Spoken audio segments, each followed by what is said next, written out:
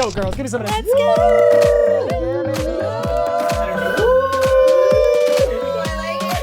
I love the enthusiasm.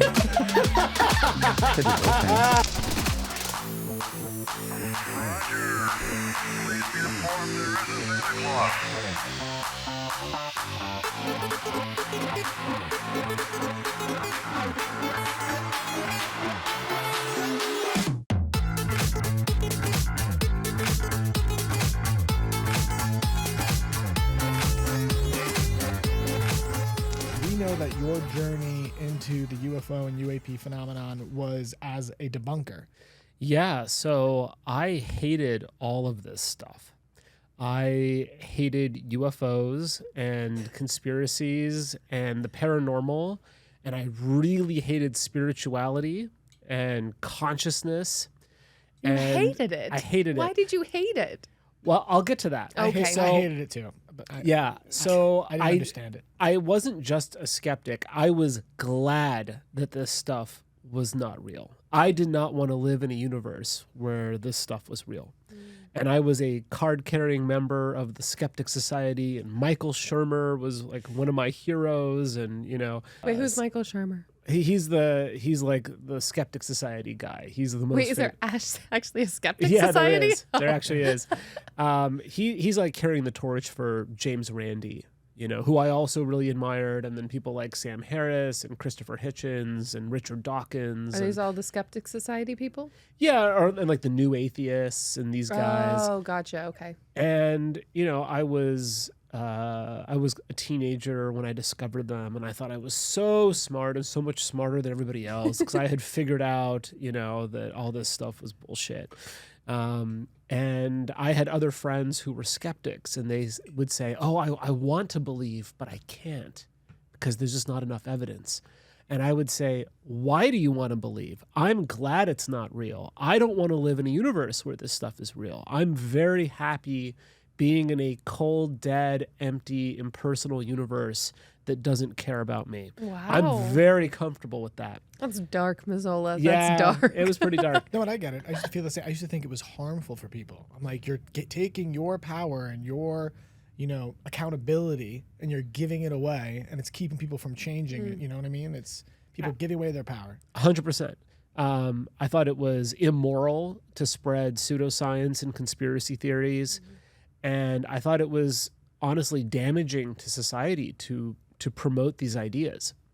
And then it wasn't like one big thing that changed my mind. There was no road to Damascus moment. I didn't see a UFO in the sky and fall to my knees and say, "Oh my God, I've been wrong." It was more like death by 1,000 cuts. And I would be challenged with something, and then I would twist myself into knots, trying to debunk it. And, I was really feeling challenged. It was like existential, like I was really fighting to maintain my worldview. And, we have this motto, the skeptics have this motto, extraordinary claims require extraordinary evidence. Well, when I actually honestly looked at the evidence, I realized that the evidence was there. Like there's more evidence for UFOs and all this other stuff than for most of the medicines people take. And my position totally collapsed.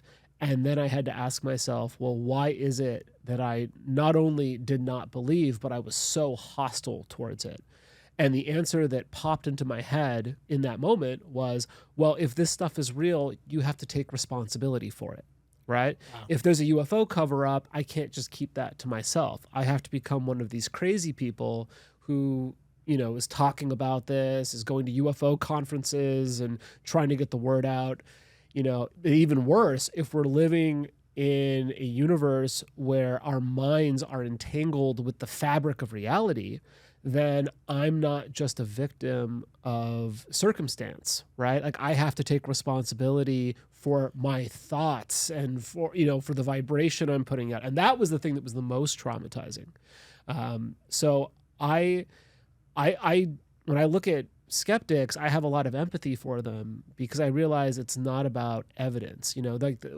this community has operated forever as if, oh, if we could just get one more smoking gun piece of evidence, then everyone will be convinced. But that's not true because there's so much evidence. Yeah. If it was about the evidence, we'd all be on the same page.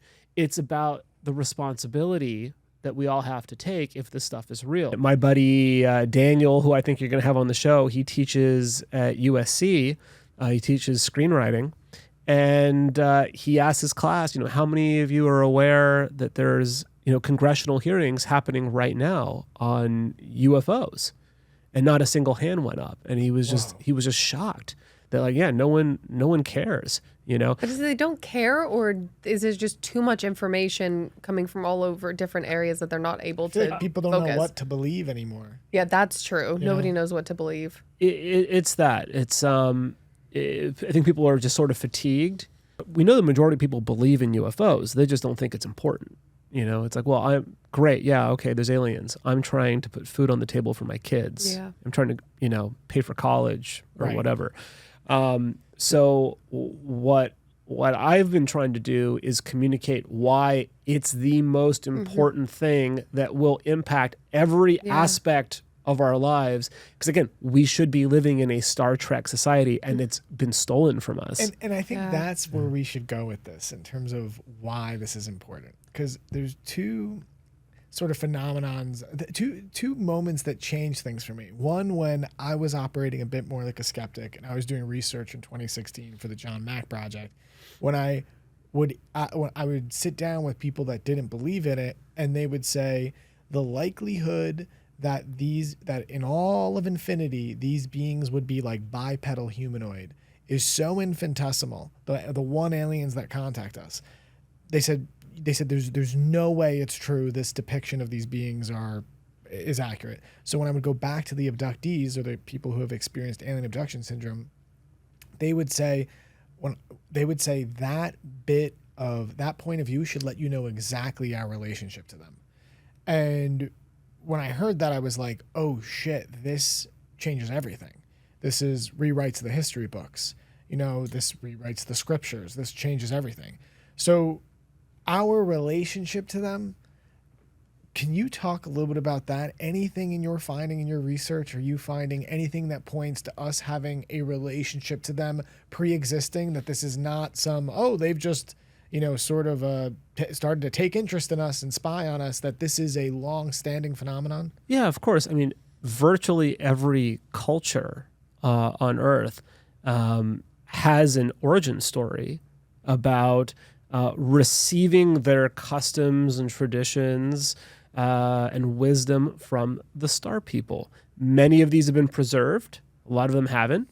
But if you go back far enough, it's always there. It's always very consistent.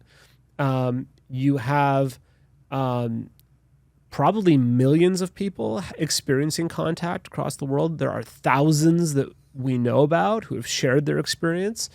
And the messages are always the same. It's always stop messing around with nuclear weapons. Take care of your planet because you're on the verge of ecological collapse. And learn to love one another, and develop your consciousness. We do believe that it's celestial in nature, for lack of a better term. We have the personal experiences to back it up, and although it was very startling to, and scary, it was, very positive and healing. Their experiences that healed us. And I guess that's sort of where I would like to take all of this, is to talk about how we can see that the protocol they have put in place, by how they are choosing to interact with us so far, it really shows their hand on how ethical they are, because we've fired at them historically. Look at something like Battle LA, that famous photo with, however many rounds of railgun ammunition, and they show like Gandhian level restraint. Yeah.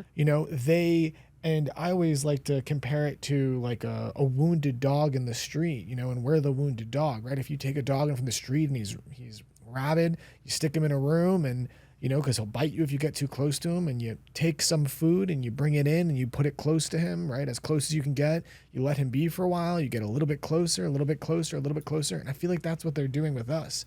You know, they make themselves known. They move away. They let us deal with it. But do you know what I'm saying? Like, Yeah. it's like, So Danny Sheehan tells a story or an analogy, a parable, I don't know what the word is, to answer this beautifully, right? Which is, he tells the story of a little boy who whose passion was to collect butterflies. And what he coveted most in the world was a monarch butterfly. And so he acquires a cocoon and he waits for it to hatch. And one day it begins to hatch and the butterfly is emerging. And its foot is caught on a little thread.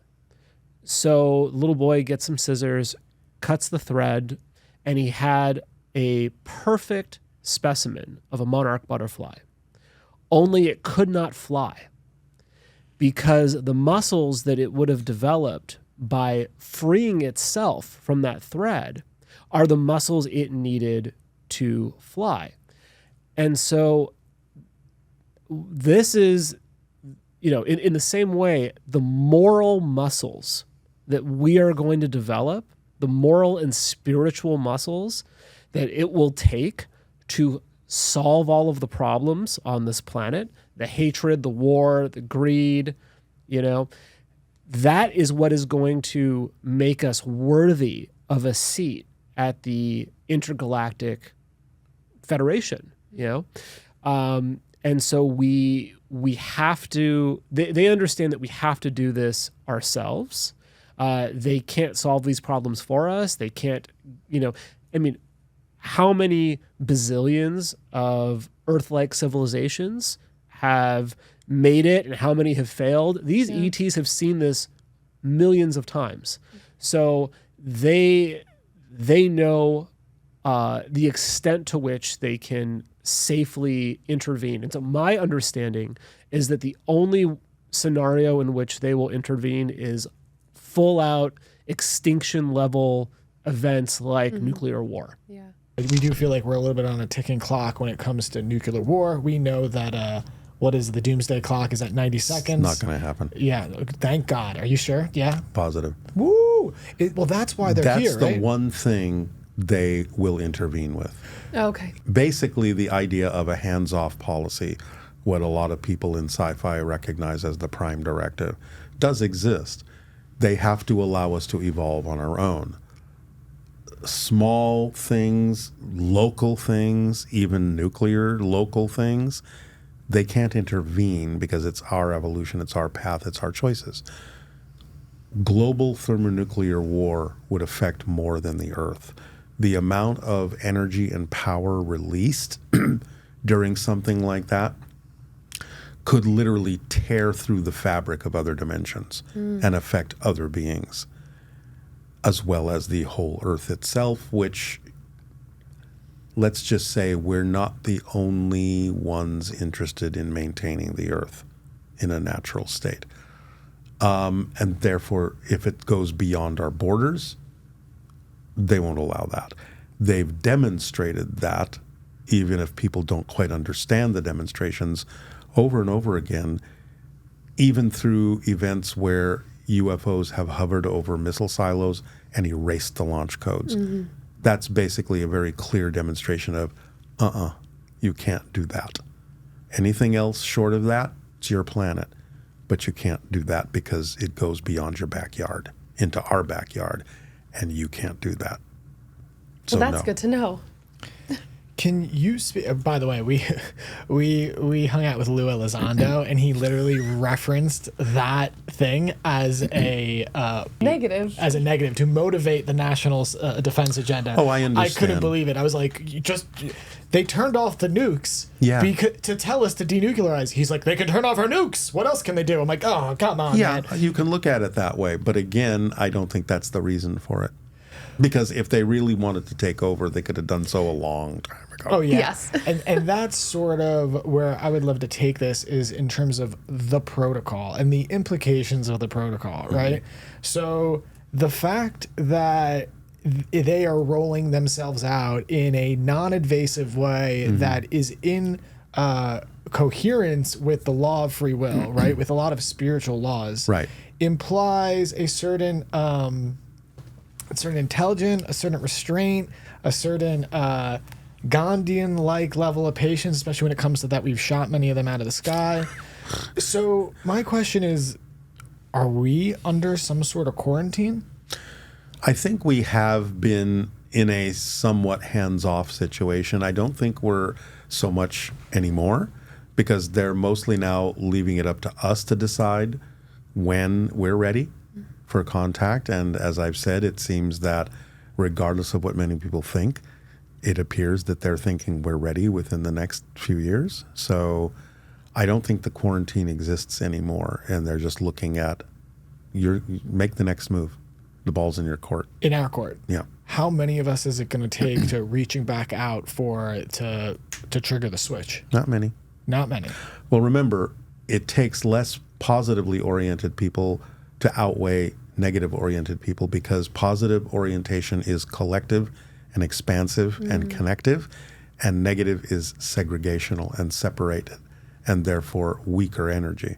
So it only takes a smaller amount of positive to outweigh the negative. And again, it has to do with timing and agreements of what happens in that timing in the life path. And it doesn't matter that a lot of people physically don't remember making the agreement to be here when such a thing would happen. It doesn't matter if they don't remember it. They agreed to it. So I think that in the next few years, that's simply the timing we agreed to. It's going to happen.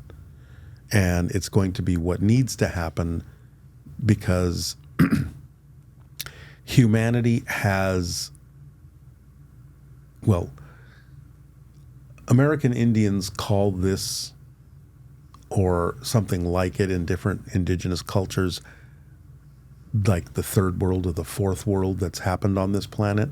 In other words, we've kind of risen up and collapsed and risen up and collapsed and risen up and collapsed. And we're rising up again, and they're not going to let us collapse again. So That's has what I was Bashar said told that? also. Yeah? Yeah. You were told this? That's what I was told. The first time I ever met ETs, they literally said that humans couldn't go backwards, which means like restart. Yeah. And they were really interested in when humans found their power. Yeah, because Yeah. there's again, you have to look at there's a bigger picture going on in the galaxy in terms of what our place is in it.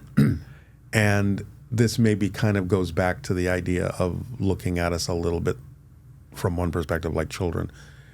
It's like, okay, you've stubbed your toe, you've skinned your knees, you've fallen down and broken a bone, and now I see you doing the same behavior again, but I know that the next time you do that, I'm going to lose the child. So I'm going to step in as an adult and I'm going to say, here's what you need to do to make sure you're safe and that you can actually grow up. Because I've noticed that you've been a little clumsy along the way and it's gotten worse and worse and worse. And now as the adult, I have to step in and say, let's change your behavior a little bit so that you don't keep injuring yourself to the point where you're not going to recover. Because you're important to this family and we can't let you do that, not only to yourself, but to us again. You have to finally grow up and take your place among society. And I mean society. Because again, something is bigger than us that exists around us, and we're only just awakening to that fact. There's a lot of us who have woken up to a lot of this, but many of us are so traumatized by the disillusionment and the corruption and the lies that they can't heal that trauma. No. Right. But that's their life path. That's And life again, path. they don't have to in this life. Their soul will deal with it on some other level at some other time. There- But this is what we agreed to. Right. There's many people that feel that because there's a ubiquity of a flood myth across all different cultures, and a very common thing with that flood myth is a group of beings like the Hopi who were taken underground by the ant people, or Noah's Ark, that people who sort of apply the ancient alien theory or the modern alien theory to it, they believe that ETs are presenting themselves because there is some great calamity coming, and they will let it happen, but they will save certain people to restart the planet. No, the calamities really, I mean, yes, they do happen. The natural disasters do happen, and it's happened many times. I don't think that we need to go through that again. And I think that's why they're stepping in. I think that's the point. I think we may be sensing that that's the potential of what we're heading for. But I think the idea of quote unquote stepping in and saving us is more about bringing us to our senses and saying, that's enough of this. You guys need to wake up. You guys need to grow up, and you need to really become adults. So, it's kind of like, yeah, okay, I understand you're making all this chatter and stuff like that, but the adults are talking now. Just listen. Okay? So this is how you grow up. This is how you mature. This is how you survive. So stepping in and saving us, I think, is more a matter of education than it is lifting people off the planet at this point, because we haven't gotten there quite yet. So they have time, we have time. If they are willing to step in, which it seems they're about to do, we can really benefit from having an adult in the room. Right. When it comes to if we do have open contact within 5 years, is there anything that you would tell, the human race to be able to do in order to help them prepare for something like this? Don't panic. Everything will be okay. I don't know that there is one caveat that would serve everyone. There's going to be some difficulty for people. Many things will change, and I know that that's going to be tough for some people to handle. But in the end, I think it'll be okay. Like I said, you really have to understand, when you really just take an honest look at things, that things have been very messy down here, and that these beings are presenting us with an opportunity to really kind of get our stuff together. And I think if people can start relaxing and being calmed and say, look, like I said before, if we wanted to do something harmful to you, we would have a long time ago. We certainly have the ability to do that. I wrote a story once, and it was a very short little story. And the basis of the story is that this great mothership from a very advanced civilization introduces itself to another society who doesn't have that. And the society, when they get used to these beings, are basically saying, look at all of the power that you have. You're so powerful because you could take the energy of the ship and you could wipe this planet out. You could take, the energy that you have, you could take over this world. And the people in the ship said, no, we're powerful because we don't do that. Because we have all this power and don't use it that way. That's what makes us powerful. Anyone can destroy. It takes power to create. So I think when people can relax into the idea of how the ETs will be introduced, because I think they'll be introduced slowly, carefully, and probably the ones that are most like us first, even maybe to the point where somebody officially might say, this is an ET, and somebody might go, nah, you're kidding. Just looks like a person. So right there's a calming influence, because some of them look like us, or closer to we look like them. Right. Yeah. That's another story. But that can help. I think they understand the way in which the introductions need to occur. And remember, this is not necessarily their first rodeo in terms of introducing themselves to a civilization. Oh, okay. Bashar is a first contact specialist. What does that mean? It means he's done this before. How many times? Probably hundreds. They know what they're doing, and they understand us. They've been observing us for a long time. They understand what we're afraid of. But I think they will be gentle in their introduction enough so that it's possible that some people may finally just sort of calm down and go, yeah, I guess they're not so bad. and Right. start listening to them. Is this going to happen on a governmental level or a personal level? Both, I think. Okay. Has it already happened within the government bodies? Some people think that. This is one of the things I meant by there's been things going on behind the scenes that people don't know about. Okay.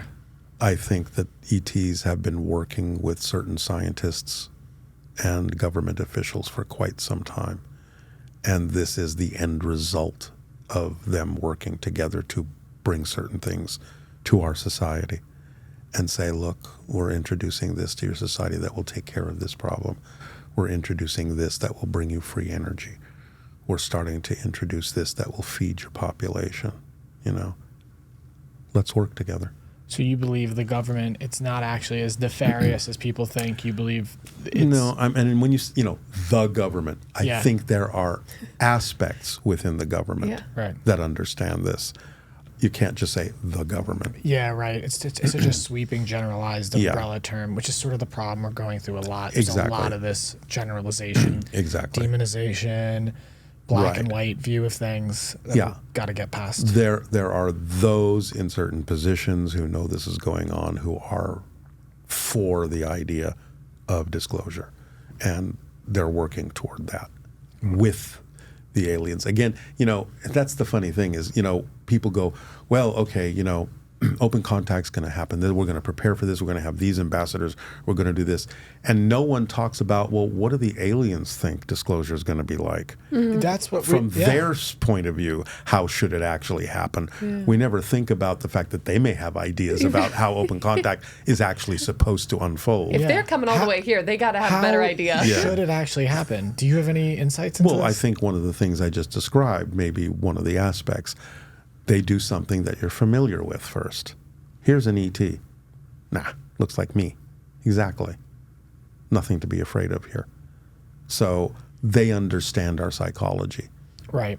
Dolores Cannon's work, she Yeah.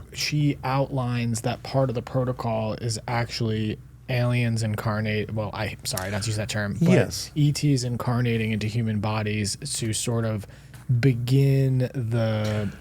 Yeah. Is there anything? That's to that? one of the things Bashar has always said. When a first contact specialist is going to contact a civilization, they first have a life in that civilization, incarnationally, because otherwise we wouldn't understand each other. It would be too alien.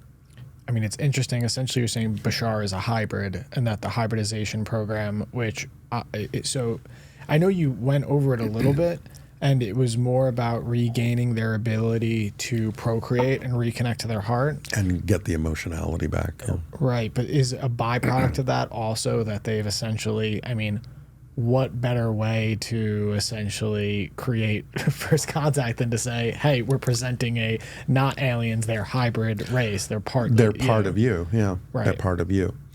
So, yeah, that's one aspect of it. And again, the idea is they get familiar with all of the aspects of humanity. They understand our psychology. They understand what we're going through because they've personally experienced it not only in their own evolution, but they've experienced it by having an incarnation.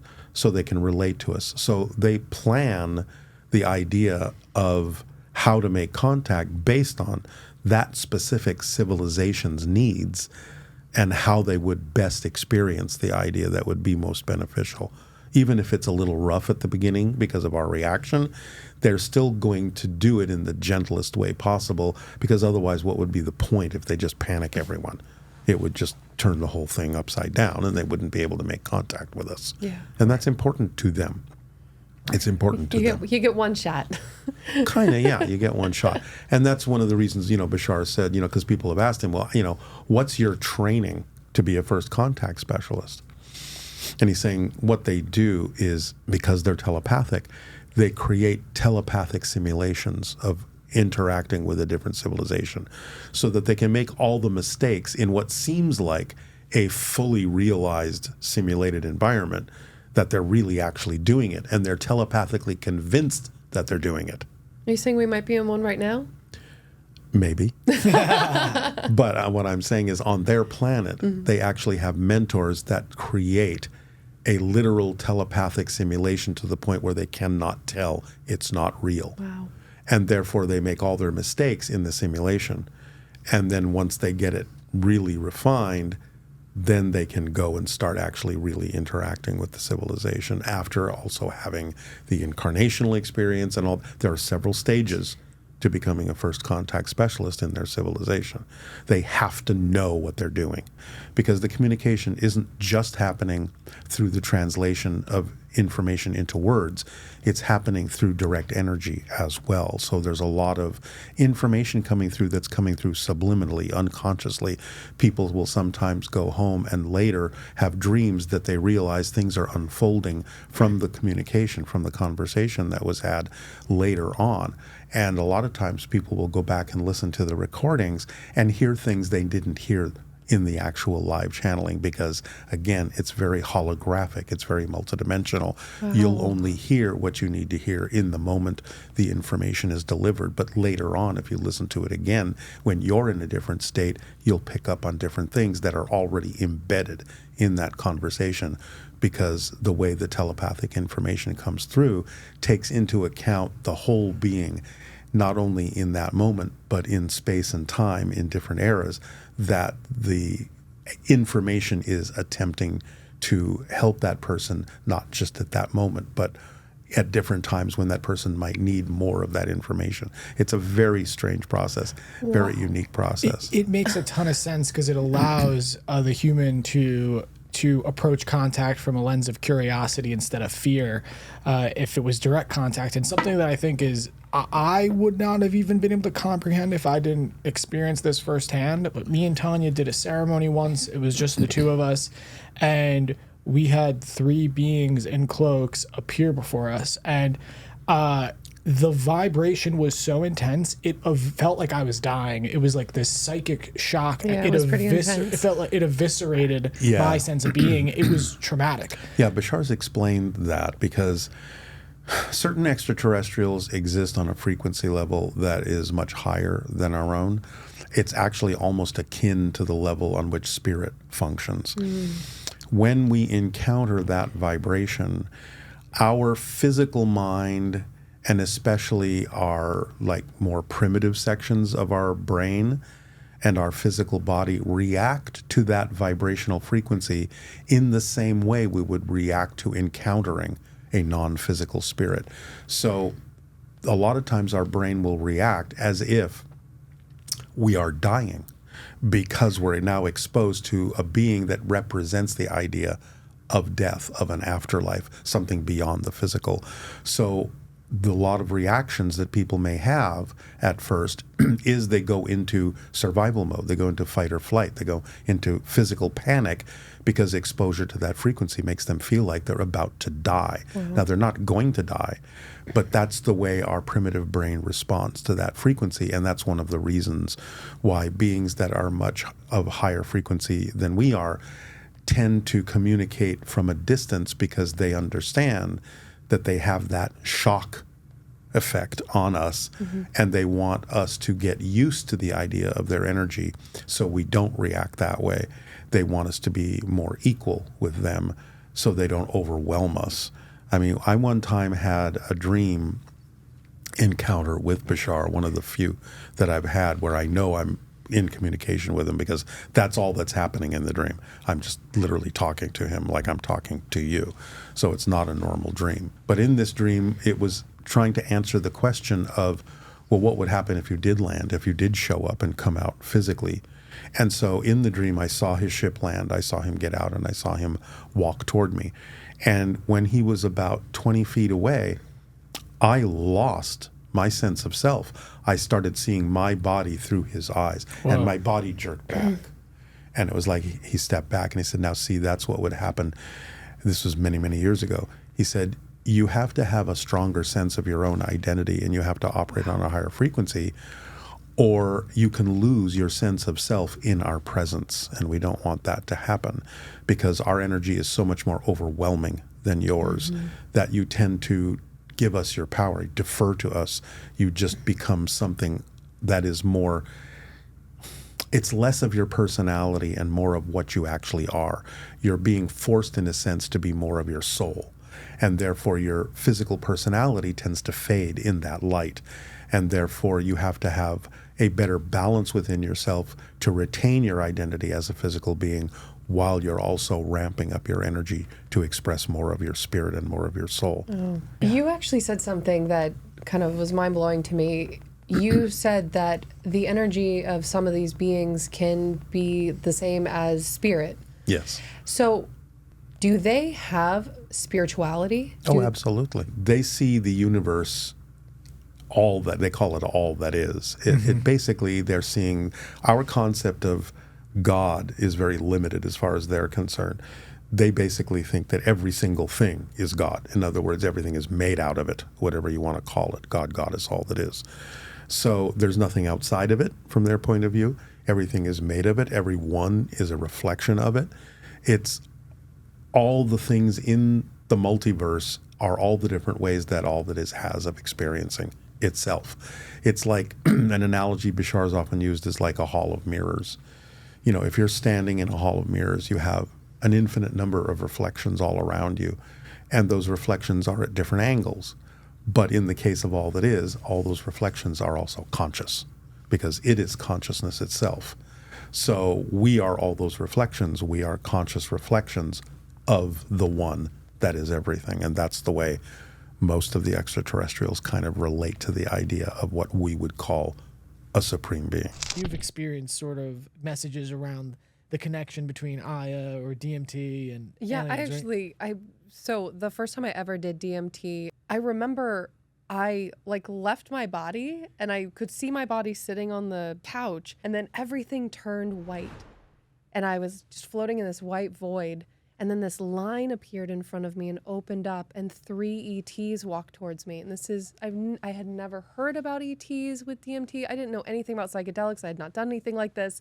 And these 3 ETs walk towards me and they say, "We are interdimensional beings traveling along the timeline of human existence, trying to find out when humans found their power.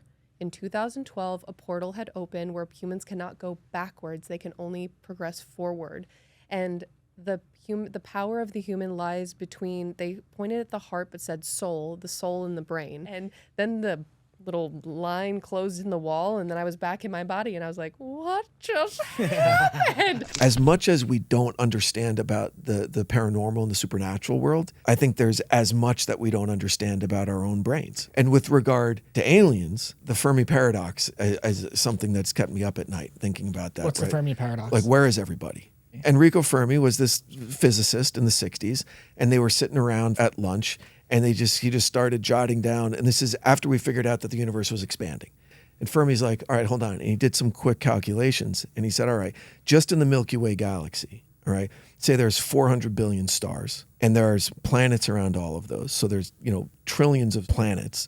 If only 1% of those were in the Goldilocks zone with liquid water, which is necessary for life. And if only 1% of those actually had the environment and the chemical for life to happen, and if only 1% of those actually were stable long enough for that life to evolve into intelligence. So 1% of 1% of 1% of 1%, there'd still be millions of civilizations out there. If they evolved in any way similar to us, they would be starfaring civilizations. They would have rocket ships, and they would go, and they could have colonized the entire universe by now. So where is everybody? Where are all the aliens? They're home. Right. Why is it? And there are so many interesting answers to that question, like the dark forest hypothesis. What's the dark What's forest that? hypothesis? Where they're all just being quiet because they don't know if we want to hurt them, and they're waiting to see if they could hurt us, so they're hiding. Oh, that's interesting. Like they know we're here. That's such a human thing. Humans are such assholes, and we just fight each other But all then- the time, so we think everybody Of else course. is just going to fight us. Let's keep. I want to hear all these. But then the Yeah. Fermi paradox, he comes up with a thing called the Great Filter. Where is our civilization in regard to the Great Filter? The Great Filter is what prevents a civilization from expanding beyond their home planet. And who knows what it is, right? Is it disease that kills us off? Is it an asteroid impact? So if we're on the short side of the Great Filter, we're probably fucked as a species. But if we're on the other side of the Great Filter, then we're fucking clear sailing and we could go colonize. Other physicists believe, I think it's element 92. It's called the element 92 problem. So let's say you're an advanced civilization, and one of the basic things that makes you advanced is your understanding of science, and you would be discovering the elements on the periodic chart the same way that we did, okay?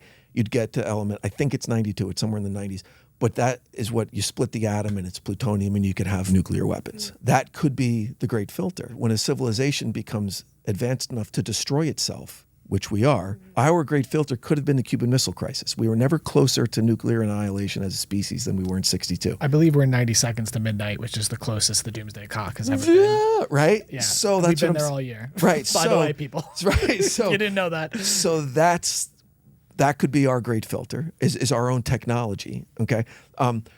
The other thing could be that we're way beyond our great filter from like some like Neolithic man, and that no one ever got as far as we have. And Fermi said he doesn't know what's scarier, that there's a billion civilizations out there or that we're the only one.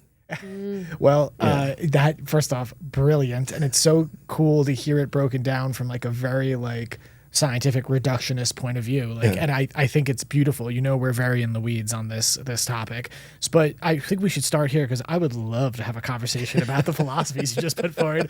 Let's start with. You have seen a UFO, is that correct? I have. Your show, you talk about seeing a UFO in the sky. Yes. Do you want to tell us about In the UFO? fucking Studio City. Yeah, I know. I we feel have like as a well. dick. I know. Why do but you? Why do you Why think do it you is? feel like a dick? Because society says I should. Because Exactly. I saw this. Yes. I Now know. let's talk about this because this is the real conversation. Okay, get it. Let's talk Yes. about this feeling. Did That's you why watch- we have this show. did you Yes, watch I Hard did watch Knocks? Hard Knocks, and I Okay. did listen to Yes. Aaron Rodgers, and It was I believe great every show. word out of his mouth. 100%, dude. Every Yes. fucking word. Okay. My father was an airline pilot for 40 years. He's seen shit. Yeah, of course, dude. Same. We've seen so many. We walk indoors in the middle of them at Yeah, this we're point, like, oh, and we look, joke okay, about it's because kinda it's cold outside. Yeah, dude, literally, it is the point. But this is what we need to talk about. Whatever the program is culturally that makes us feel ashamed because you want to know. know. I was closeted for years, and Yeah. you know what? You know how probably the most fundamental thing that I spend my time and energy doing is how do I communicate this in a way that doesn't make me sound crazy? Yes. Yes, and that is and look, And I find myself couching it. Maybe I was tired. Wait, Maybe save the the sun story. was in I my need to eyes. know. I listened to this Wait, is this episode. daytime? Do you want to tell her the It story? was dusk. Okay. It was dusk. But I'm not like a dragon where I can't see at dusk. Okay, I'm a human. My fucking eyes work. Okay. Definitely not a dragon. All right. He's not a dragon. People. So I was living in Studio City. Okay. No, yeah, dude. If This you're is familiar with important. Studio City, Ventura, Laurel Canyon, you go down, you're going east, and there are these roads that go up into the hills a little bit. I was living up the hill and then an apartment around the corner. And I would walk down the street, walk down the hill, I'd go left to go to the Shell station to buy cigarettes. I was still smoking cigarettes at the time. Okay. And I just stopped, and it was one of those things where, have you read about that when Cortez landed and the Aztecs probably were literally blind to their ships and their Yes. horses Yes. and their armor? Yes. Because their brains couldn't comprehend what they were seeing. Yeah. That's kind of what it was for a second. Because what I was seeing was so not anything that I'd ever witnessed before. Because what I was looking at shouldn't have been able to fly. Just by laws of aerodynamics and Brunelli's principle about lift and all that shit. Shouldn't have been flying. It was like the shape of a phone booth. It was square, and it was on its side the long ways, and it was turning like a screw Whoa. as it was going through the sky. Cool. Okay. And it was low. It wasn't like thousands of feet. It was maybe 200 feet tops, like close, really fucking close. And I'm like, what's going on? And it was going down Ventura Boulevard. Like it was following Ventura. So I'm like, what do I do? Do I sit here and watch it? Because it was way before cell phones. This is probably 30 years ago, right? Way before no one had I had nothing. I'm like, there was no one around for me to say, do you fucking see what I'm seeing? So I want to run back and grab my brother. And I'm like, all right, I got to make a choice. So I sprint back. My brother's name is Blue. I'm like, Blue, you got to fucking come see this guy. He goes, what? I'm like, there's a UFO. He's like, oh, shit. So we're running down. I'm like, where? I'm like, it's, fuck. And it was gone. And it was totally, like, couldn't even see a little bit of it. It was like only for me. Yeah. Wow. Can we And- talk And that's about where I that? got a little like, are they going to come fucking get me now? Because I've seen them and like I saw too much? Or is it a Well, message? Like, I We don't know. believe they're trying to make you ask questions. So you start exploring the options of what if Yeah. or what could possibly be out there, which you have done. Yeah. Oh, yeah, I've done it a lot. I prepared some science for you because I knew we were going to get to this point to talk about because this is what I want to talk about. And when we try to, because look, you're not wrong. Okay. So- Okay. Thank you. So recently, Dr. Gary Nolan, a Stanford professor who was most recently nominated for a Nobel Prize, so okay. he is at the forefront. Bona of, fides. Yes. Okay. Exactly. So he just did a study he did hundreds of MIT brain scans on people that see UFOs and UAPs, and he found that there is a biological difference in people who see the paranormal. He found that all of these people all had more pronounced bundles of nerves at the head of their caudate and paternum, a part of the brain that handles decision making and intuition.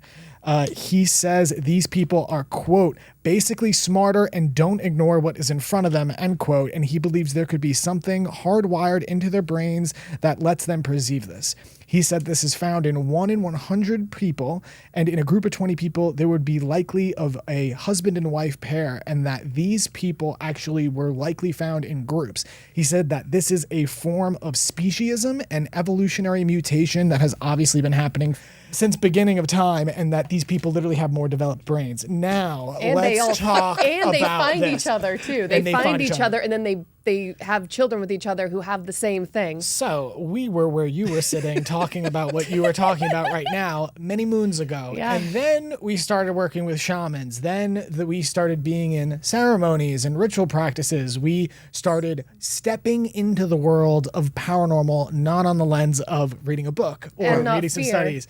But And boy, experience, yeah. Boy, what did we find out? We found out that essentially a lot of these people, like you might call a shaman, are essentially people that are accessing this evolutionary mutation. So when you're talking about like the Fermi's, what was it? The Fermi paradox. Fermi's paradox, Yeah. which is essentially like, well, the simple probability equation says there's so many. Why are they not more No, prevalent? the probability guarantees It that there guarantees should it. be millions. You said that you're also a contactee. Yes. So what have your experiences been? It's such a crazy question, right? It seems like it, but to us it's not on this show. You've actually Welcome had to Acid for Squares. Yeah. Yeah, so basically, I'm sitting there in lockdown and I watched this movie called Close Encounters of the Fifth Kind by this director I'd never heard of and by this host, Dr. Stephen Greer, that I'd never heard of before either. And in this movie, it basically showed you that there was a way that you could actually initiate contact with extraterrestrials yourself and get UFOs to appear in the sky. So I'm like, holy fucking shit, this looks amazing. So I took my partner at the time, Evan, and we went out to like a really dark sky kind of place in the middle of Melbourne in Australia. And I did it. We stood there in the middle of the night, we closed our eyes, and I did this like Google Earth kind of reverse search. It's basically saying this is where we are in the universe, honing down to the earth, honing down to the country, honing down to the state, honing down to exactly where we were. Anyway, at the end of it, I'm like, and here we are. And I open my eyes and Evan opens his eyes and we look at each other and we start laughing because we're just like, wow, two douches standing in the middle of a fucking field in the middle of the night, conjuring up aliens. And then we saw the most prolific, sick, undeniable UFO sighting that has eyeballs I've ever seen. Wow. So out from the left of us came this huge sheet of plasma. It just looked like metal, but you know, plasma liquid kind of like metallic, huge, like to me, it felt like kind of this big, and it just snaked its way across the sky. And it was just massive, the darkest sky ever. There's no lights. We're in the middle of the countryside, and it just did its fucking thing. How close was it to you? Maybe like 100 meters away. Oh, okay. Yeah. For the record, Yeah. watch the same doc, download the same app, Yeah. did CE5, Yeah. the two of us as well, same exact experience. Crazy Same stuff. exact Yeah. experience. Same exact It's crazy, right? So anyway, see this thing. And now we would, like, our minds were just blown. Like, we knew that there was no way, there was nothing that could even make something that looked like that, let alone the fact that we were just in the middle of the boonies, middle of nowhere, right? So finally, I had proof that there was extraterrestrial life. Proof, my own proof. There's several ways in which contact has already begun. Contact is not going to come through the government. I mean, that's just when they're going to release the information. It is on an individual level. It's historical data that's going to piss us off and give us some form of enlightenment. Right. But that's pretty much it, right? Like, Well, the thing is that today we call them contactees, experiencers, abductees. In the past, you would call these people mystics, channels, sages, druids, Right. soothsayers, Right. oracles, shamans. That is what they were known as. And all of them were known as heretics and have been essentially blighted and destroyed and killed and suppressed Burned. by the major religious institutions. So what we're actually here to do, when you say magic and we say fuck the government, do we really give a shit what they say? Yeah. We're talking about a coming home to what this is. And we even know the famous scientist Gary Nolan, who has just come out and saying that I'll be bad with the science, but there's a bundle of nerves found in the brains that do not exist in other people. The people with these bundle of nerves are more prone to experiences themselves, right? Any sort of paranormal experience. Right, any paranormal experience, which we have come to believe there is a substrate here that is a sort of a connective tissue between UAPs and ghosts and all of that. Oh, there 100% is. 100%. 100. I digress. To merge the old world of magic and to merge the new world of experience and abductees and all of that, to essentially come to terms with how contact has already begun. That's really what we were interested in talking to you about. Yeah. Because you've done so much research in the space, you've made so many movies. Can you speak to what is scientifically classified as the alien abduction syndrome at the current moment? Yeah. What have you found? And I absolutely hate that that's what it's being called. It's just ridiculous because it's just regular people encountering other beings. That's not a syndrome. It's a encounter. It's a meeting. Okay, let me talk a little bit about abductees. They don't like to be called that for the most part. So there's two groups here of people that have had face-to-face contact with extraterrestrial beings. One call themselves contactees. The other call themselves abductees. I'm going to throw it at you. Why do you think that there's a difference between the two? Fear and love, curiosity and fear. Ooh, interesting. The experience itself of shifting your dimension and reality feels like you are being taken. It feels against your will. The contactee nomenclature is essentially they are understanding that they are a participant in the experience. Which usually comes later, though. If people feel like an abductee in the beginning, but then later they're realizing they're a contactee and maybe they, like you said, had an agreement before. And this is obviously, we'll get into this in this conversation, but I've gone on that journey of viewing it through fear to viewing it as an amazing Same thing. Yeah. Same. So, okay, that makes sense. It's funny, isn't it? Like hindsight's so 20/20. Like now, and I'll talk about my experience later, but I wish to God I'd leaned into it more, and not fought it and just let it happen. But anyway, okay. So Same. First of all, let me talk a little bit about the experience that I've had with experiences. So I've interviewed probably around 400 to 500 different people that have said to have had face-to-face contact or very, very strong telepathic contact with extraterrestrial beings. There are two different types. Some call themselves abductees, some call themselves contactees. An abductee is somebody that has woken up in the middle of the night normally and been and found themselves being removed from their home or removed from wherever they happen to be. They're paralyzed, so they're unable to move. They're afraid. They're using their mind to say, where am I going? What are you doing? Where are you taking me? And they're hearing a very sort of stern voice saying, relax, calm down. We're not going to harm you. But not answering any of their questions. Just kind of emotionless and that's right. Logical. They normally wake up the next day feeling as though something's not right. So feeling physically wrong, feeling very like they're coming off drugs and things like that, having missing time. And then after they go and spend some time with a hypnotherapist or something like that, they start to regain some of the memories that they lost. And they all have very similar experiences of being up in a craft, being greeted by various species, all at once. It appears that we're the only pariahs that just like hanging out our own little human clique. All the rest of them tend to like all hang out together. And for the most part, they either have had experiments done on them. Well, no, I'm going to take that back. That's a lie. They've either had procedures done on them where objects have been inserted into them or tissue has been removed from them, sometimes blood, sometimes saliva, sometimes urine, sometimes feces. Let's just get them all out. Oh, wow. Seemingly because some diagnostics want to be done on the materials that are taken from them. Okay. And then the other group of people in the abduction category are people that say that they've been part of a hybrid program, so that they have felt sperm, eggs, other reproductive organs and materials being taken from them. And then over the course of many years, they've been able to go back onto craft and see their hybrid children from being babies to being toddlers, all the way up until being adults. And they all speak of having being encouraged by the extraterrestrial beings to have a relationship with these hybrid children. So that's one group. Wow.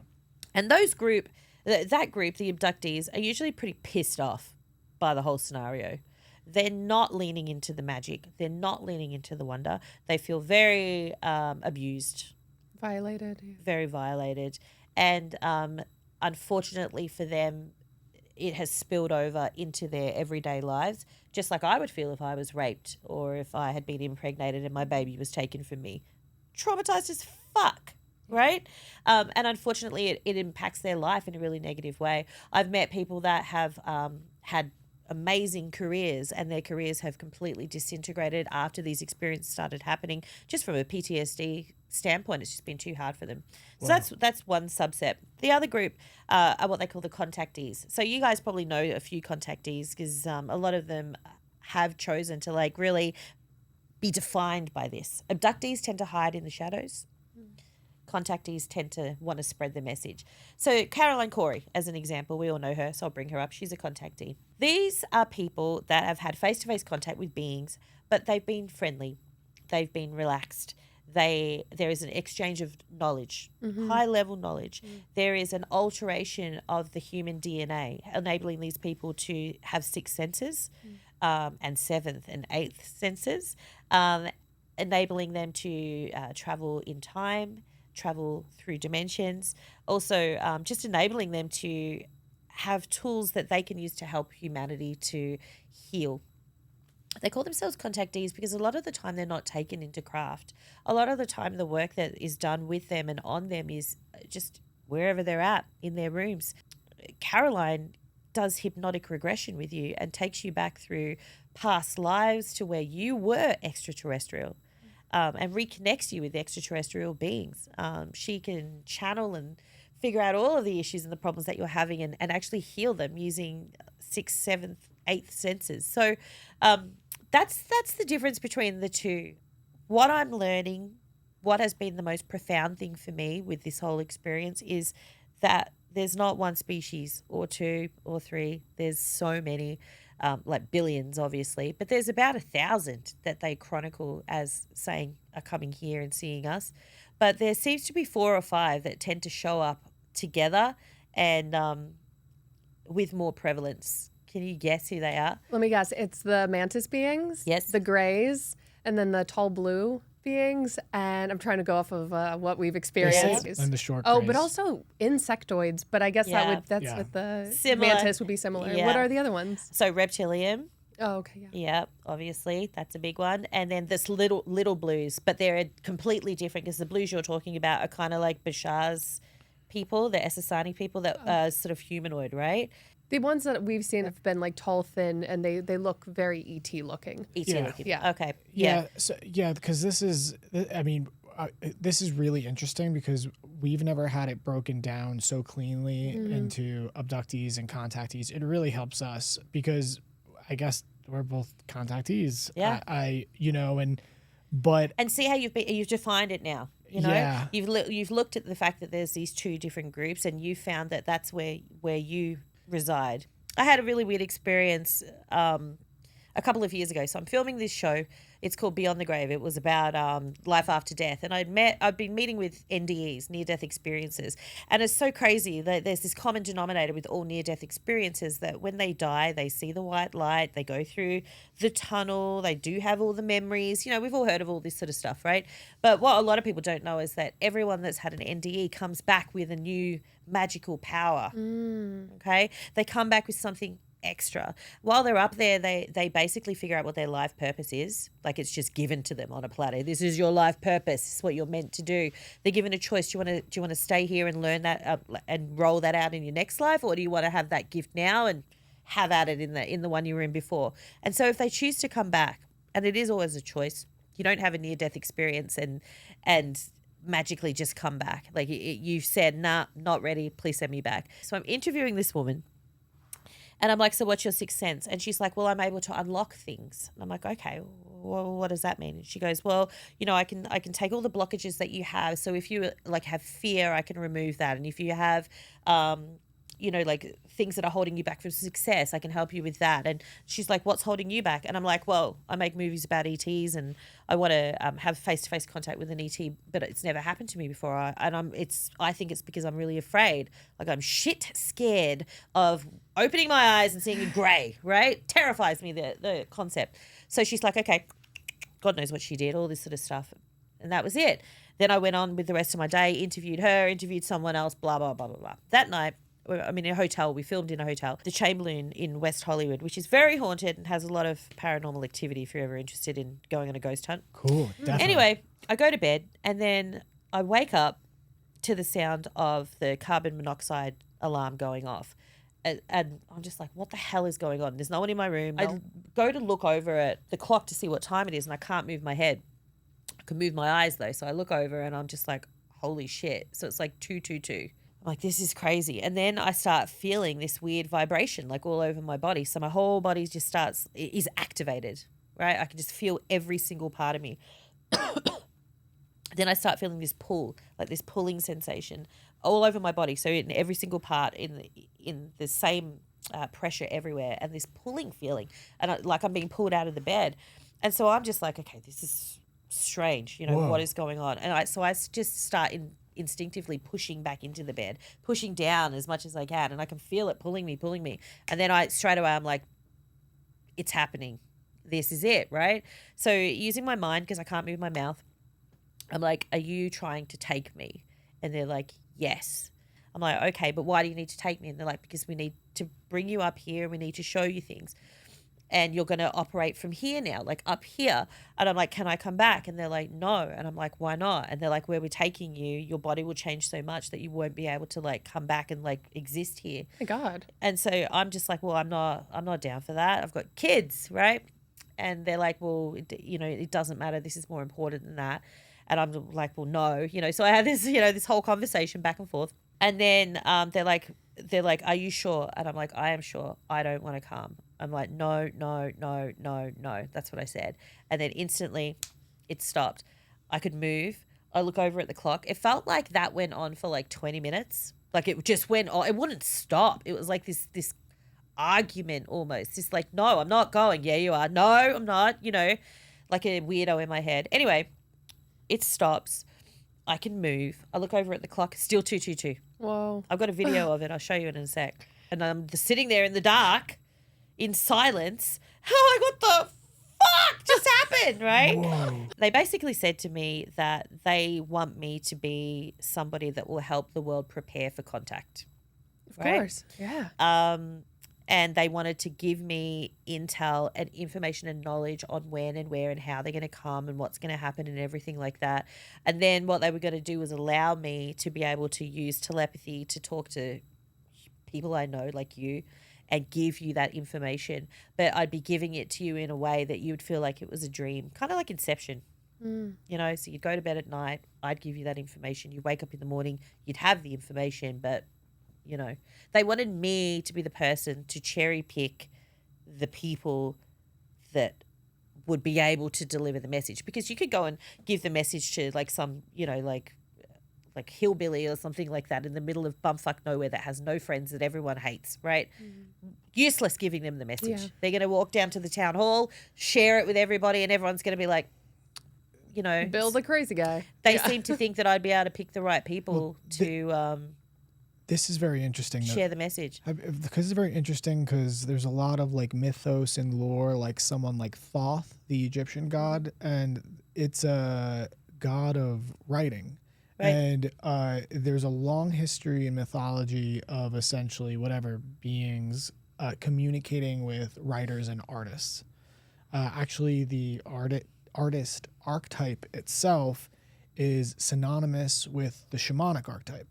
So the shaman of a tribal structure, the person who's leaving the tribe and discovering perhaps plant medicine and communing with the divine, they then come back to the tribe and they make art and song and dance and to communicate this frequency of higher knowledge, and it's the same exact archetype shamanically.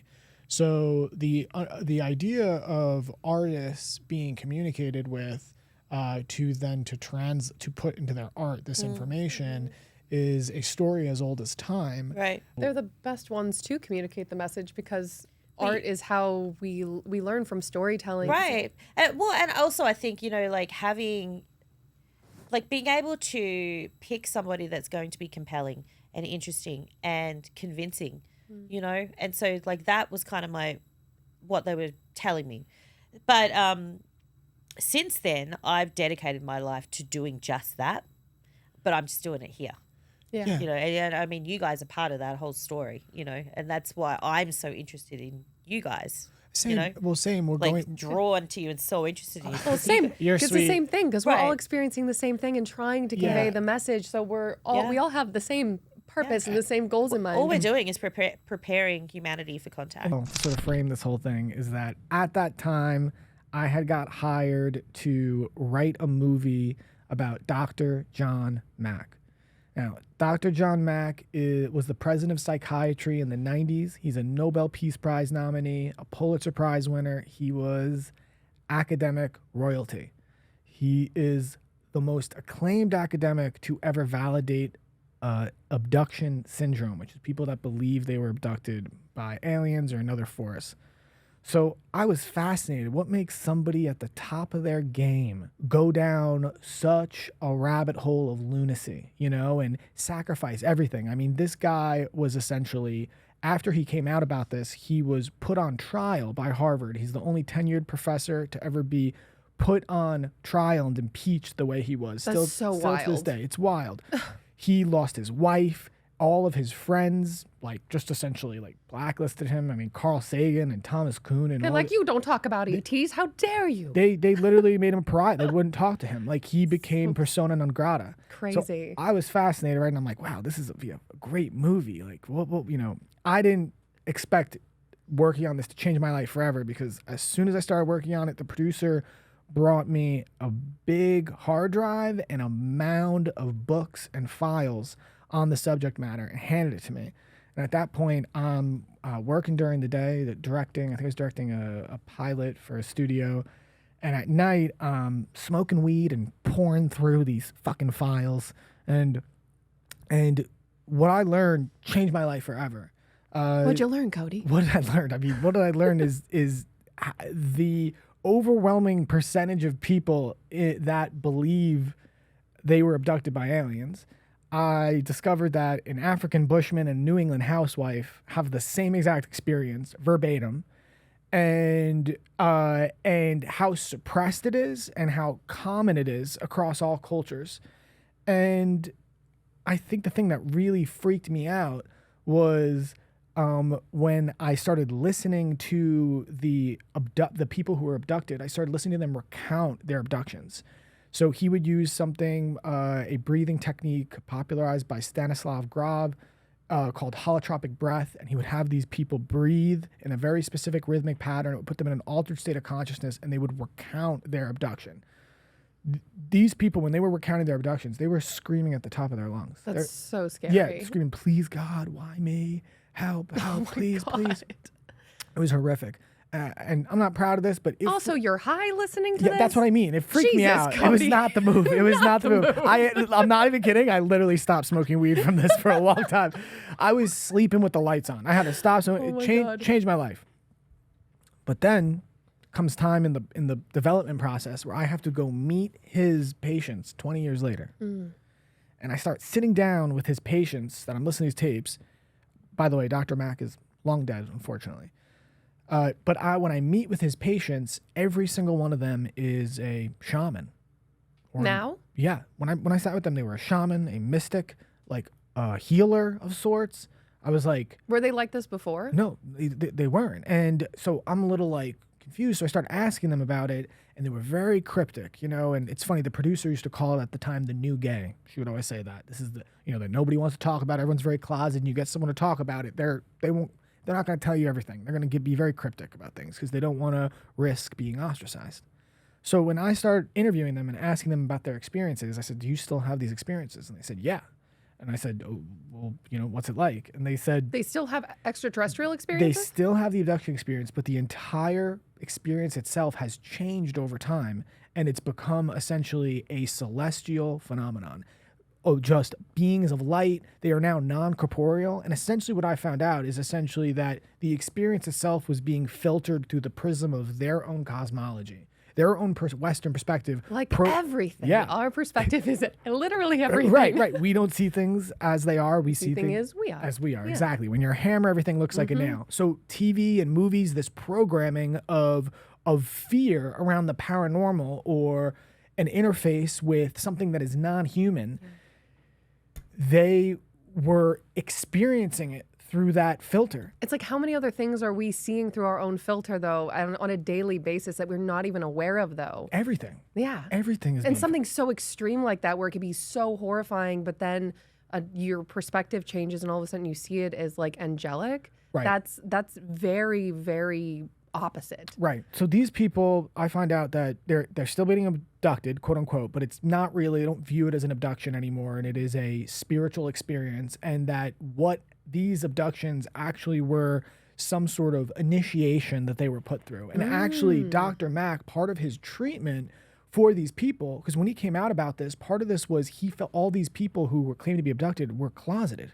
They were closeted and ashamed about being abducted. So he felt that for their healing, a big part of it was they had to come out into the public and tell the truth about their experience.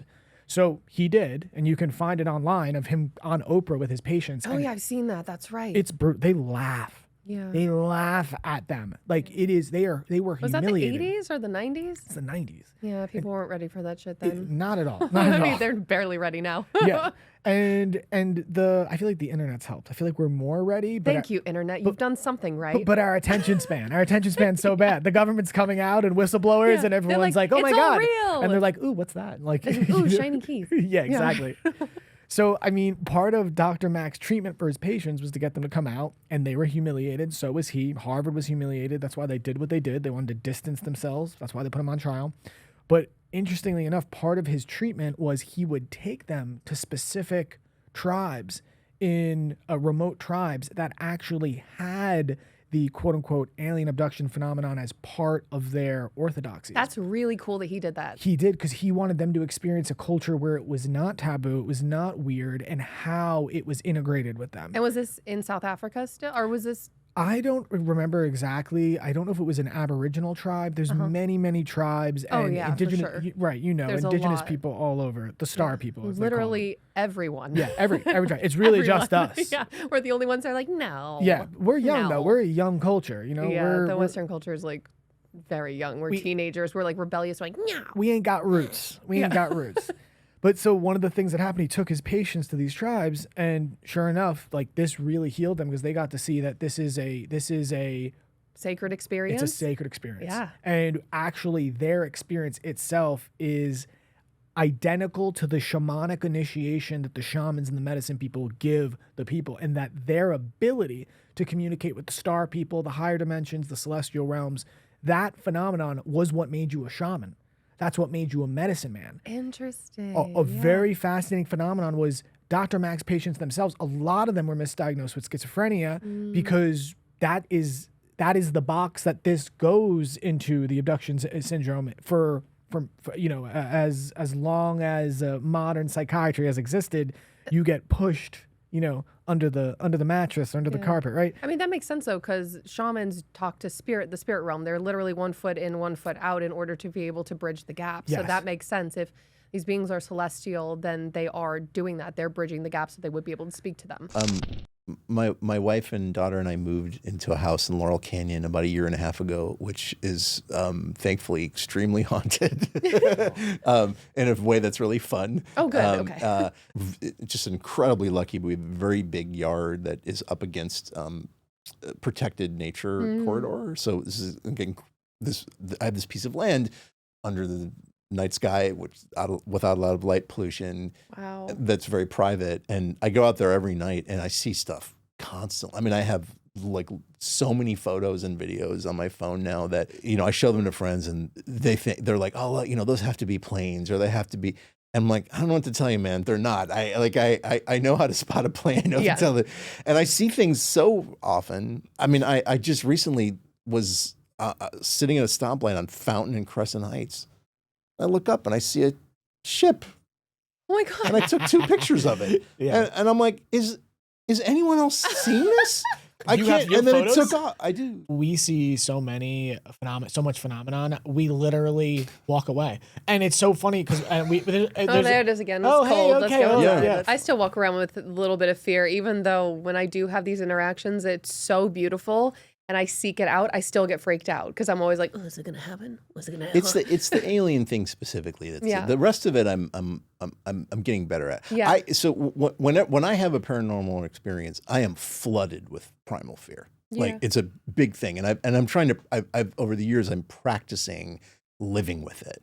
On my 50th birthday, we went up to NoCal and rented a cabin in the woods, and my wife she was like. She forced me. She said, "You're walking out into the woods by yourself Oh my God. after dark. You have to stay out there for 20 minutes." And I was like, "Okay."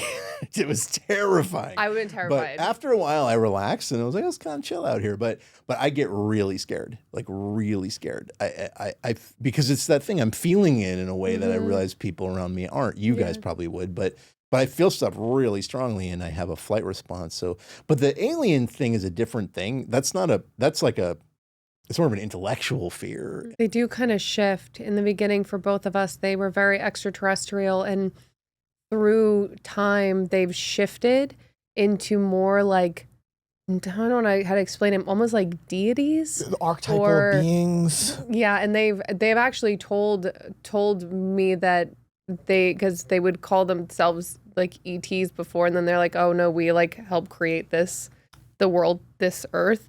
And then they said, we're great ancient beings. We're not aliens. And look, let's be quite frank. Great ancient beings. I'm like, oh, okay, so they changed form. We They're don't fully know what the fuck's going on. No. All we know is that the more we engage with the phenomenon, the more the phenomenon changes. It's not what it seems to be, and we seem to be experiencing the phenomenon filtered through the prism of our cultural program. It's like symbolism. It's kind of like we're trying, because we try to decode everything that comes to us. We're like, what does that mean? Does this actually mean what it means? And through our experiences over the years, we've realized that we call it spirit, but anything that's outside of us is constantly trying to make us understand through symbolism that we are understanding. So at that time, we're thinking about extraterrestrials. So we're thinking about something that has higher intelligence that is outside of us, but still close enough where it feels physical, right? So you like step through that and then you're like, okay, I understand that. And then you can it starts changing and changing. And it's just really interesting that this has been an experience for us. And we've had a couple other friends who have had the same experience where it changes. And what's the greatest physical evidence you've ever come across in all of your research and studies and everything? How about the fucking dead alien we unveiled at the Mondrian that no one gave a fuck about? How about that? Yeah. Okay, cool. I was hoping you'd talk about it. Yeah. Yeah. Can you tell us about? Can you tell us about the about dead alien. what you've excavated? Oh, yeah, sure. So, We should have opened Just by a talking little about thing. this. Yeah. We I didn't know know if that we you could were allowed talk to about it. oh, She absolutely. told Okay. me you weren't I allowed thought we to. weren't allowed to. Tanya, I That's. told. Oh, I no, was of told course. I wasn't allowed to talk No, about we it. can talk about Which, it. by the way, before we even go any further, that's how fucked up all this is that whatever you're getting in the media, you're like, can we talk about this? Yes. Are we allowed Most to? of the time, it's like, you don't know if you can talk But about this. apparently Okay. the answer is yes. Tell Okay. us. Yeah. Go ahead. So September of last year, there was a super viral story. We could throw the picture up. There's a Mexican journalist named Jaime Maussan, 60 Minutes of Mexico, legendary dude. He brought these 2 dead alien-looking things in front of the Mexican Senate, and everyone had a good laugh and went super viral. And everyone was hitting me up and asking me, like, is it real? Is it fake? I'm like, how would I know, right? Like leaders in the UFO field who I was going to ask them if it's real. They're asking me because there was pressure on them to make a public statement. So my buddy Serena DC and I went down to Mexico in January. Whoop, shout out Serena. Whoop, whoop. Shout out to Serena. And so I'm sitting in Jaime's office. They were very nice. They actually brought the 2 bodies to the office for us to see. It's right in front of me. And my friends back in LA are texting me stories that are breaking that day, right? And there were dozens of them from all the major news outlets saying, it's all bullshit. The Peruvian Ministry of Culture has confiscated the bodies and did extensive DNA testing, and it's just chicken bones and glue. There's nothing to see here. I've read that. And there's a picture of the bodies that they confiscated, and they're wearing like dresses and sombreros, and it's the stupidest shit ever, right? So I'm looking at the article, and then I'm looking at the actual bodies that are in front of me, and I'm like, okay, number one, if you confiscated the bodies, then how the fuck are they right in front of me, right? And then number two, this is clearly not the same thing. Right? Clearly. Like I'm looking at the pictures and looking at the bodies, and this is not the same thing. Wow. So then I'm introduced to a guy named Dr. Jose Zalce, who was he's a lieutenant colonel in the Mexican Navy. He was the head of all health research and development for the Mexican Navy, an expert in DNA forensics, forensic anthropology, forensic dentistry. Wow. He was saying these are real. They're 1,000 years old. They were not assembled. We don't know what they are. It's about 70. The DNA shows that about 70% of this is a genetic hybrid of humans, chimps, and bonobos. And there were clear indications in the DNA that these had been engineered. So right? genetically manipulated. Genetically manipulated. 1,000 years ago. 1,000 years ago. So who was doing that, right? Also, one of them was pregnant with eggs in her belly. And with a breastplate that was like perfectly surgically implanted, made of metals like osmium, which humans didn't even know about until the 20th century, right? Wow. So this was strange. And then they were like, hey, we're going to go to Peru because there's some new bodies and you can film us taking possession of the new bodies. So we're like, yeah, cool, let's do that. So we went to Peru. And I'll give you some images that you can throw up. And we saw just the most incredible. It looks like something out of a Hollywood movie. How many bodies are there? There are supposedly a few dozen, but these are being dug up by a grave robber who's just been selling them to Russian oligarchs on the black market. Right, so there's this frantic effort to try to acquire these and preserve them. So some of them are at the University of Ica in Peru, where they've been extensively studied, but they're calling on international scientists to participate in studying these. And so we did a press conference at the Mondrian Hotel in West Hollywood. It was a complete shit show. There were all these technical, we were there, yeah. But we had like a bunch of news outlets there, Fox and others. Nobody ended up covering it. There were tons of news outlets. There were so many. I was surprised when I came in. I was like, oh my God, this is huge. Yeah, not a single story ran. What? That's what I mean. Why do you think? Well, I think partly because the technical difficulties with the translation was irritating, but they were there for 3 hours. They filmed for 3 hours. They had press kits.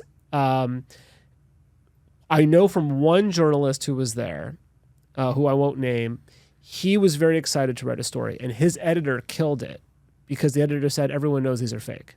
Oh, God. So that's the edit. The propaganda has been so effective, right?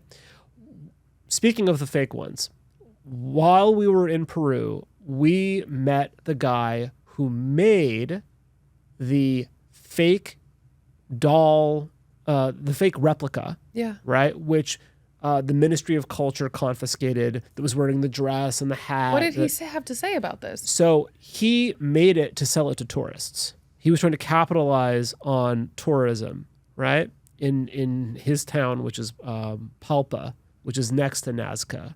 Everyone calls these the Nazca alien mummies.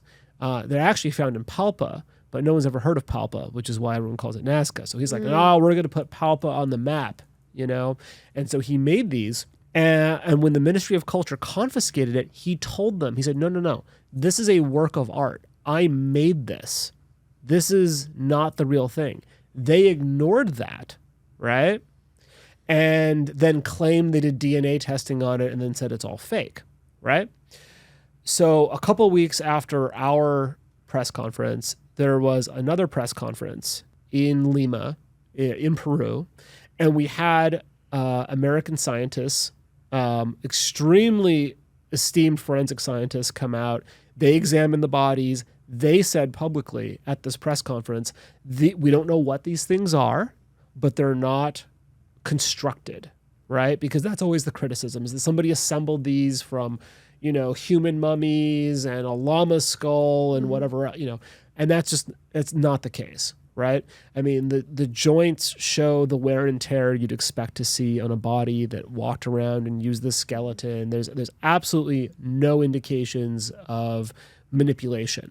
And they're preserved in like diatomaceous earth and stuff, right? Yeah, so they're amazingly well preserved because they were preserved in diatomaceous earth in a cave. So they've got organs, brain matter, skin Wild. intact. I mean, whoever buried these things knew exactly what they were doing, right? So at that press conference in Lima, the Peruvian Ministry of Culture actually showed up and raided the press conference. And you can see the footage. It's fucking crazy. Like it's these old ladies with clipboards coming in and saying, we're shutting this down. And they're trying to pull the microphone away from the Peruvian journalists and the American scientists who are there. I mean, these people are so stupid, like they've been trying to kill this story for so long. And then they're like, what will finally make this story die? Let's raid the press conference in front of the international press. That's what they did. Can you tell us a little bit about Jaime Maussan's involvement? Because isn't he like the Walter Cronkite of Mexico? Doesn't he host 60 Minutes and he backed the did, story? Yeah. Wasn't he discredited for backing the story? Oh yeah. I mean, Jaime has taken nothing but shit for this story, and he everyone calls him a hoaxer. If you read any article about this, they'll say known hoaxer Jaime Maussan. The dude was the face of 60 Minutes in Mexico. He's been a journalist longer than I've been alive. He's broken thousands of stories.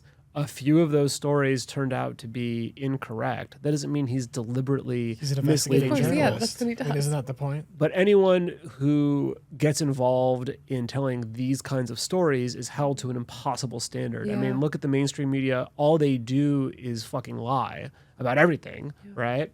But if you make one mistake, talking about UFOs, you're a hoaxer, you're a liar, whatever. Didn't he win a lawsuit for this? So Jaime is suing the Ministry of Culture in Peru for $300 million for running a misinformation and smear campaign.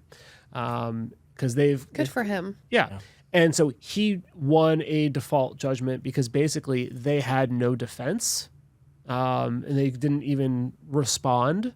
Right. So now there's probably going to be, now it's moving on to like the next level of appeal or whatever, but he won the first round.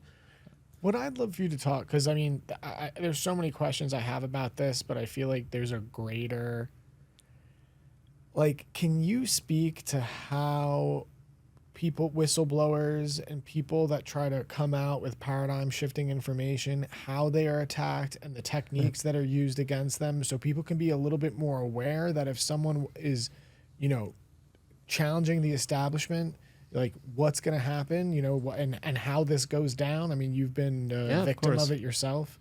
Yeah. I mean, the most annoying thing, even though I opened this interview by saying I have so much empathy for skeptics. Well, where I kind of lose patience is when they're like, well, if this was real, we'd have whistleblowers. It's like, bitch, we have so many fucking whistleblowers for the UFO programs. We have so many. Google the Disclosure Project. I mean, there's this conversation that I had probably 200 times when I was trying to convince skeptics, and it always went like this. I'd say, okay, hypothetically, what would convince you? What if, hypothetically, we had an astronaut who walked on the moon, who came forward and said, it's real, the government's covering it up, and they're in possession of ET craft and dead bodies?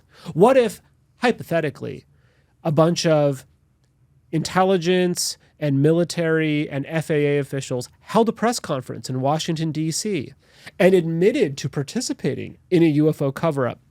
What if, hypothetically, of course, the CIA published thousands of pages of documents on their website outlining the whole phenomenon? Would that convince you?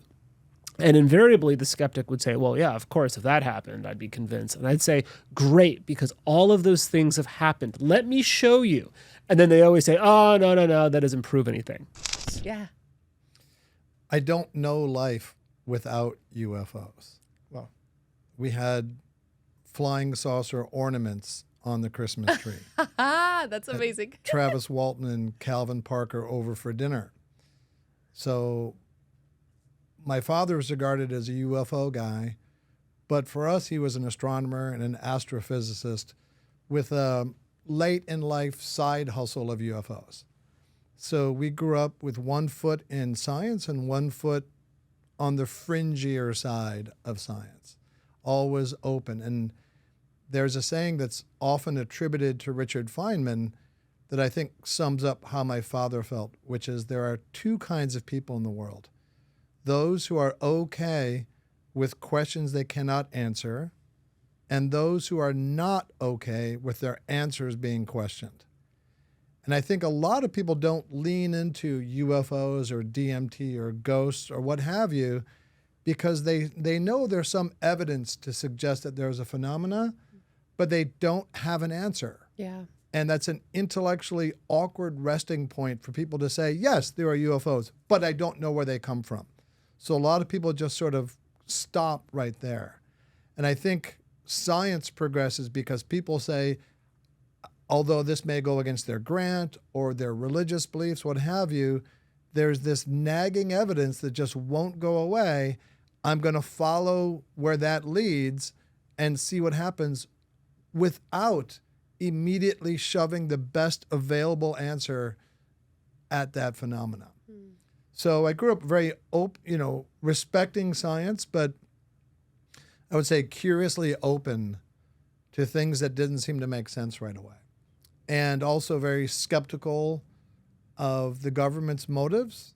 And it's a fact that they engaged in disinformation campaigns. right. Yeah. And I don't know if they've got alien bodies and crafts and their reverse engineering propulsion systems. They may well, but I just don't care what they say or do. Right. Your father ran Project Bluebook, correct? He was the scientific consultant for 3 of the Air Force's projects, Project Sign, Grudge, and the best-known Project Bluebook. And those were all Wild. classified programs?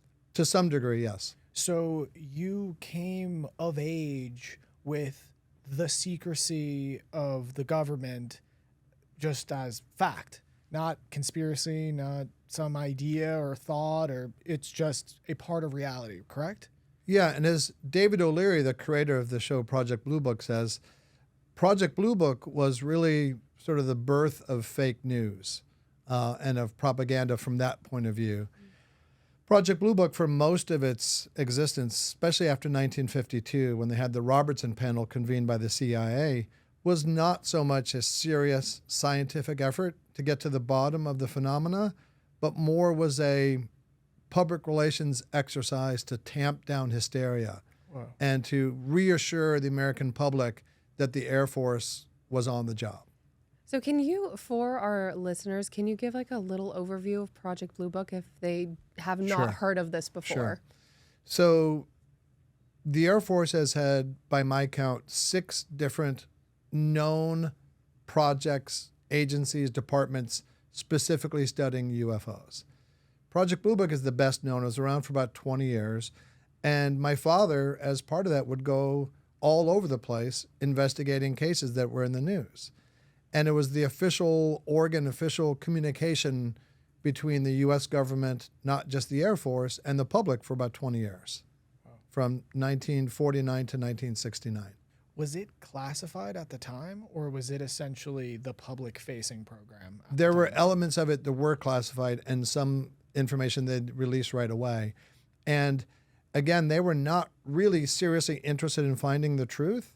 And indeed, somebody once described Project Bluebook as the Society for the Explanation of the Uninvestigated. They had a very strong impetus to stamp solved on all of the cases.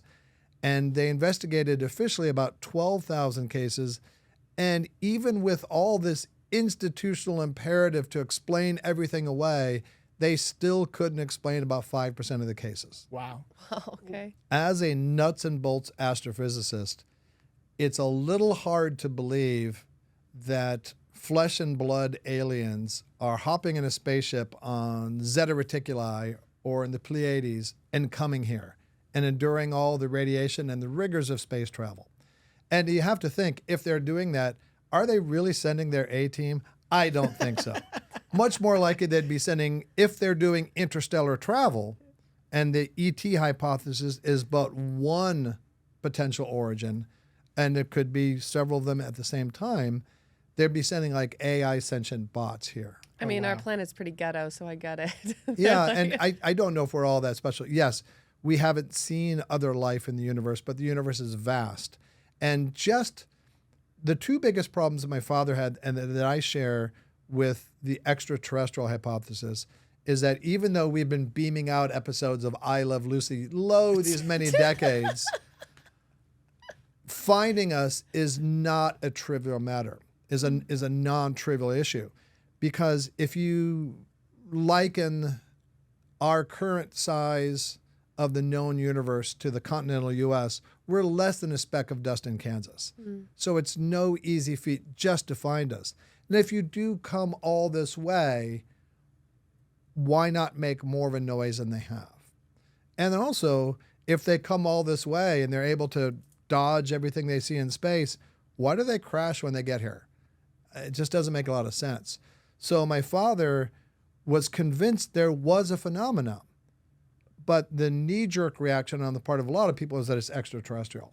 So he and Jacques Vallée, because they talked a lot about the consciousness, which you mentioned, Cody, led them to think of more esoteric possibilities. Oh, wow. Like interdimensional, because my father talked about the Cheshire Cat effect, where you see a ship here and then it's gone and then Yeah. it's over here. Right. That happens often. Yes. Right? Which is more sort of suggestive of blanking in and out of a portal or a dimensional vortex than a ship coming from another planet. Yeah. Or beings were sitting up there, and there was like one being, and they were discussing the fact that I could see them. They brought them onto a stage and presented her how she could see, and they were presenting why she could see. But they were What is that? talking about me. It was so strange. Yeah, well, I mean, that could actually be several things. It could be your own soul family council. It could be a bunch of ETs realizing that you'd broken through a threshold of awareness where you could perceive them.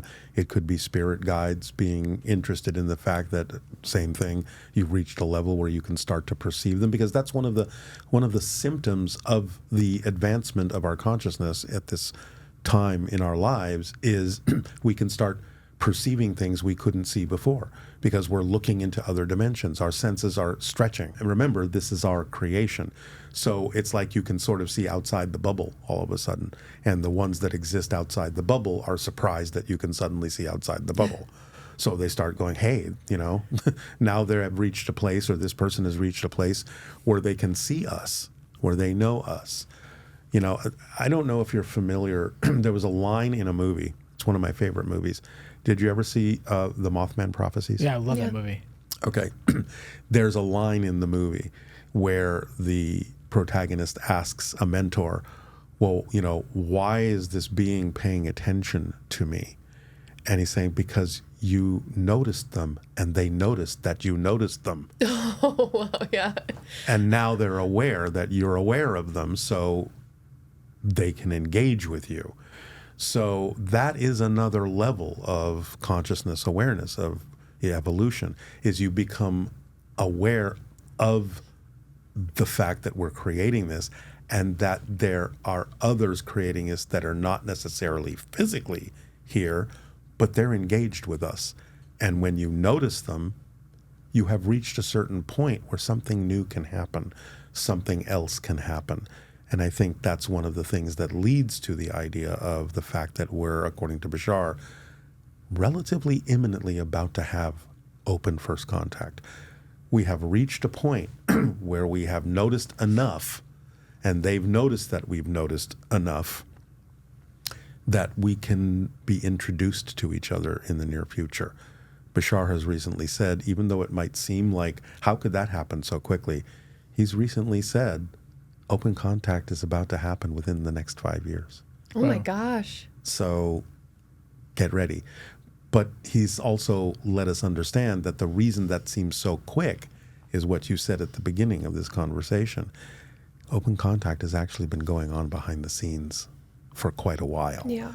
So the idea of a public introduction that extraterrestrials are actually here is just the very end tip of something that's been happening and growing and building and evolving for quite a while.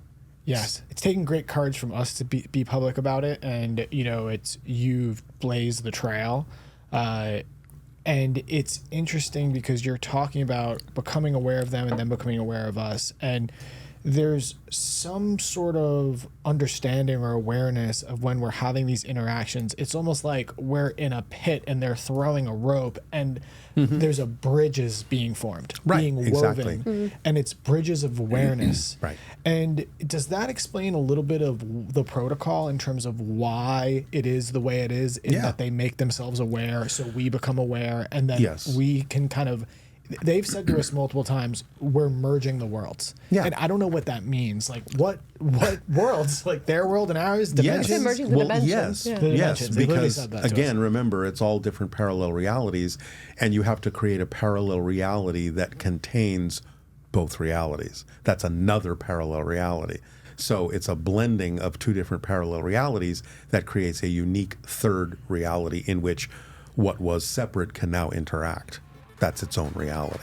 So it can be looked at as a blending of realities.